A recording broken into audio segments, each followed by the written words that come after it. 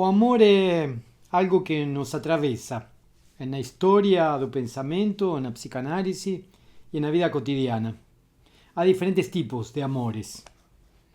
Amores narcísicos, amores devoradores, amores de doação e outros amores. Eu sou Daniel Omar Pérez e este é o podcast de Filosofia e Psicanálise.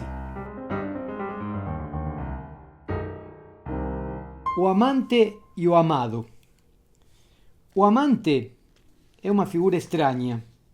Surge como sendo desde fora do tempo. E em realidade está fora do tempo, da produção e do consumo, do mérito e da competitividade.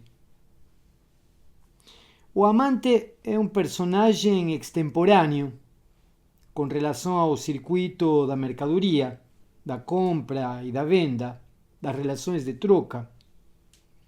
Aparece fora de foco na imagem do cenário utilitário, da perda e dos ganhos, e fora de época para o tempo do cálculo, do lucro, da eficiência, da otimização da lucratividade, com um ímpeto fora de lugar, com um excesso inútil. O amor é um excesso inútil, no sentido rigoroso da palavra. O amado, no entanto, aparece por toda parte, como carente. Na tradição grega, como filho de Peña, anda pelas ruas de Atenas pedindo aquilo que lhe falta.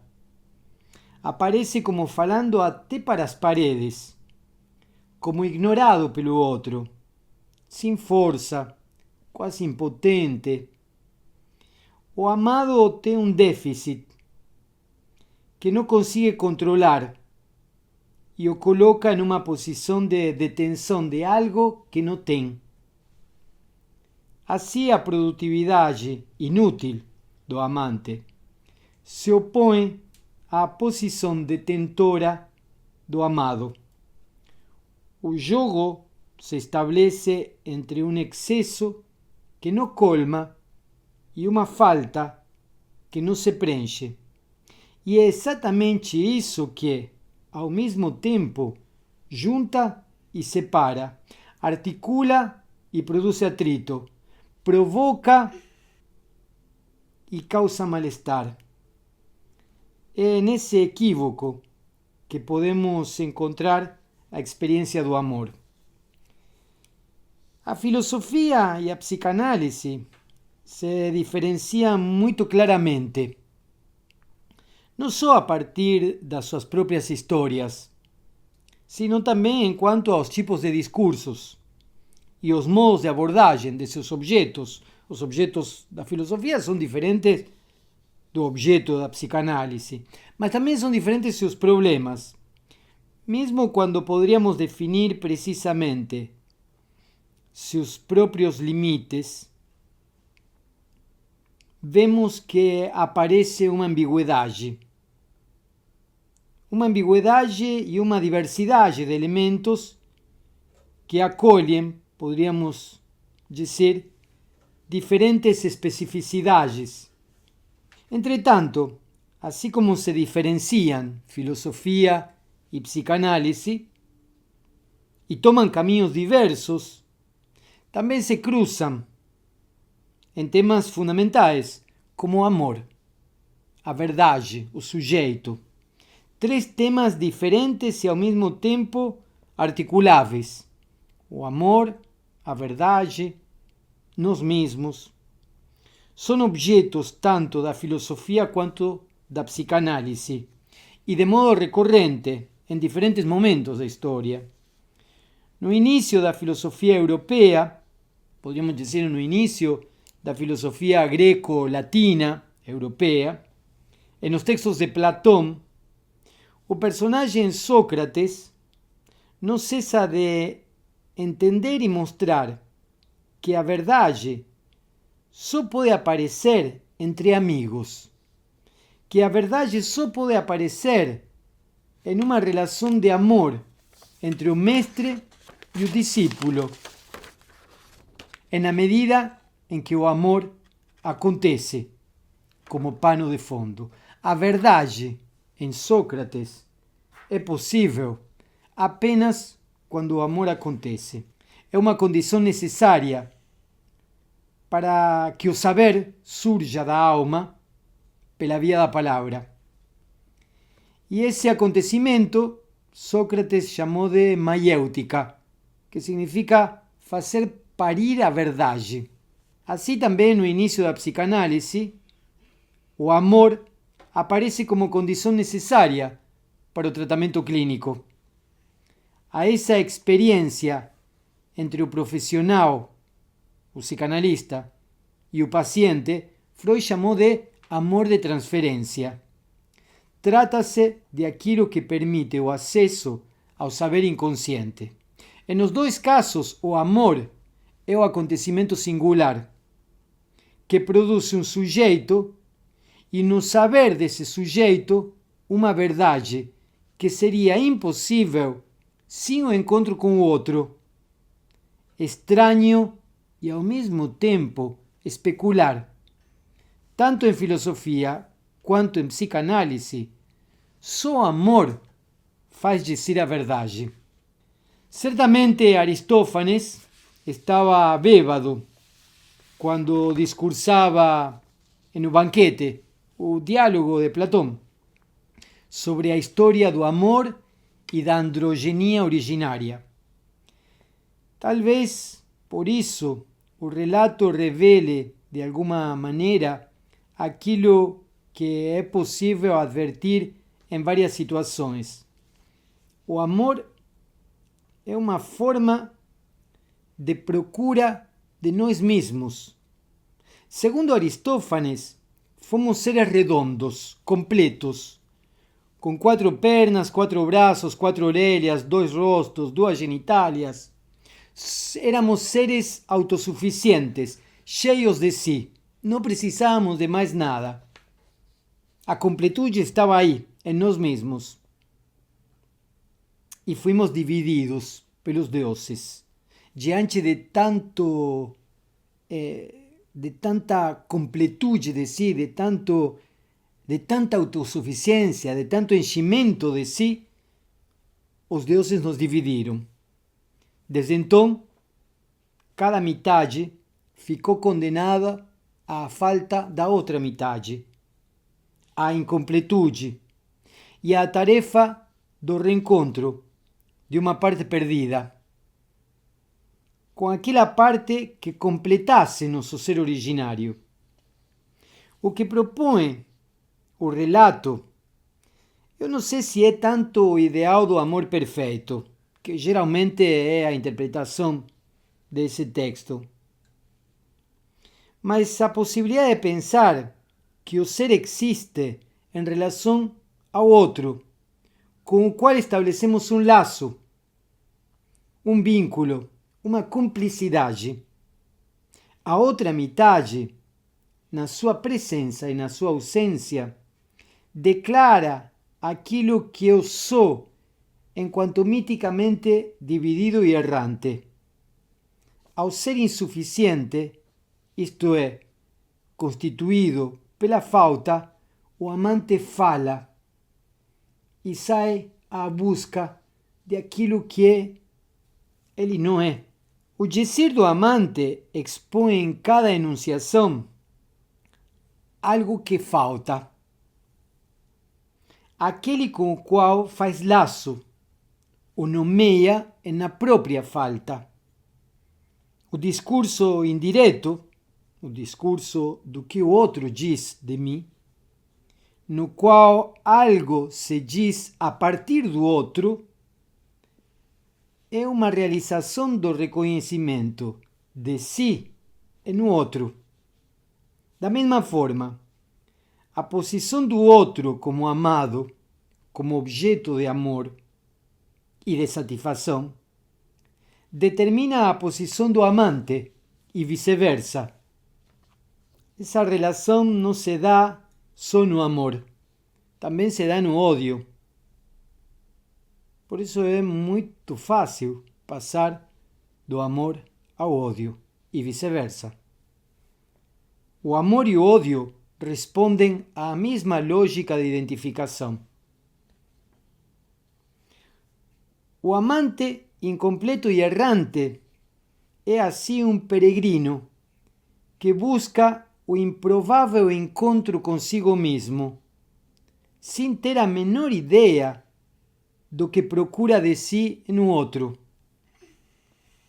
A falta promove um desencontro produtivo. Por isso, no interior da experiência do amor, aparece a pergunta: quem sou eu?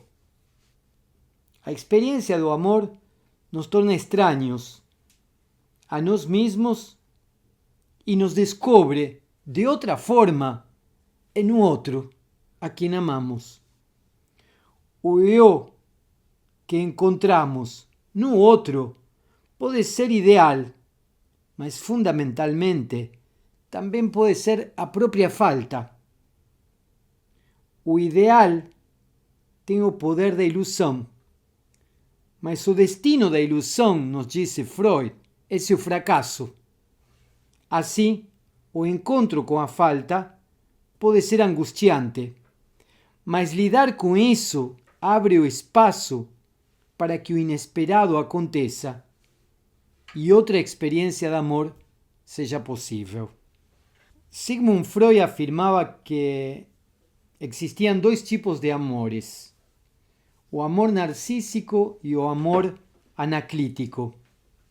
O amor narcísico surge da situação de buscar a própria imagem no espelho ou da projeção da imagem ideal no outro.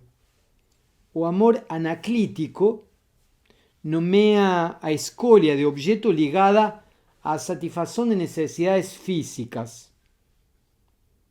Geralmente aparece a escolha das imagens dos nossos progenitores. Cada um desses tipos de amor possui modalidades diferentes. Vou explicar. Amor narcísico e amor anaclítico. Amor narcísico tem a ver com o ideal do eu no outro.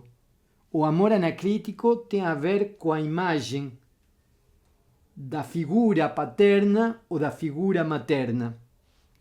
Vamos avançar. No amor narcísico, segundo Freud, ama-se o que nós mesmos somos, idealmente no outro, o que nós fomos, idealmente no outro, o que gostaríamos de ser, idealmente no outro, a pessoa que foi uma parte de nós mesmos, projetada no outro. O amor anaclítico é o tipo de amor no qual se ama a figura da mulher nutriz ou a figura do homem protetor, a figura da função materna, a figura da função paterna. Quer dizer que cada vez que nós escolhemos um parceiro amoroso, escolhemos a partir de um ideal que nos completaria, ou a partir de uma imagem materna ou paterna que de algum modo nos colmaria. A própria imagem idealizada do presente, do passado ou do futuro, ou a imagem paterna ou a imagem materna, regulam a escolha de parceiro em boa parte das relações amorosas. O vínculo se estabelece a partir de uma identificação com o outro, ou com uma parte do outro idealizado. Essa identificação com o outro produz o efeito de uma ilusão de completude e sua correspondente sensação de plenitude. Isso é o que alguns denominam de felicidade ou alegria. O amor como identificação com o outro ou com uma parte do outro pode ser pensado a partir de três formas diferentes. Como projeção do ideal do eu no outro, como modo de ocupar o lugar do outro, ou como incorporação de um traço do outro em mim.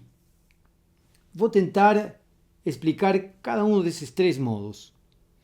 A projeção do ideal do eu no outro aparece em relações amorosas idílicas e em fenômenos de liderança. O sujeito A identifica no sujeito B seu ideal e o aceita como referente, como líder, como objeto de amor. Alguns chamam isso de respeito ou ainda admiração. Admirar seu próprio ideal projetado no outro. O respeito, a admiração, o amor ideal se sustentam na medida em que o outro aparece como suporte da projeção ideal e responde desde esse lugar no qual foi colocado.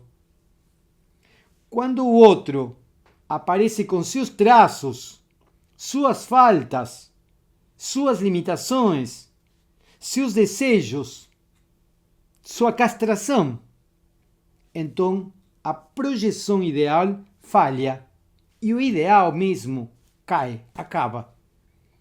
O afeto desaparece ou se converte no contrário.